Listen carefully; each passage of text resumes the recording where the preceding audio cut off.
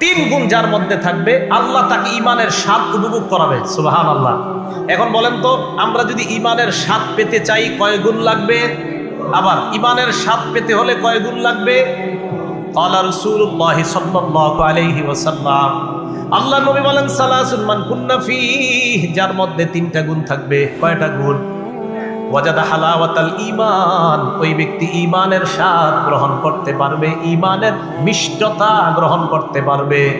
এক নাম্বার, মান কানাল্লাহু ওয়া রাসূলুহু আহাব্বা ইলাইহি মিম্মা সিওয়াহুমা। বাংলা অনুবাদটা মনে রাখেন।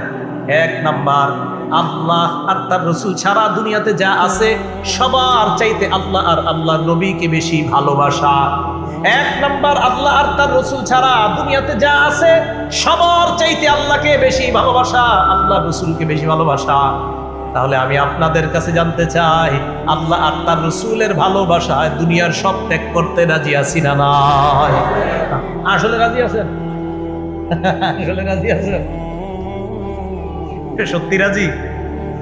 জি এর আওয়াজ কমে গেছে, চিন্তা করতেছে কি জানি কই। আল্লাহ আল্লাহ রসুল ছাড়া যাস, এই হাদিসের অনুবাদগুলো ভালো করে বুঝবেন। আমি কি বুঝাইতে চাইতেছি একটু চিন্তা করবেন। আল্লাহ আর তার রসুল ছাড়া যা আছে সব চাইতে বেশি ভালোবাসতে হবে আল্লাহ আর তার রসুলকে।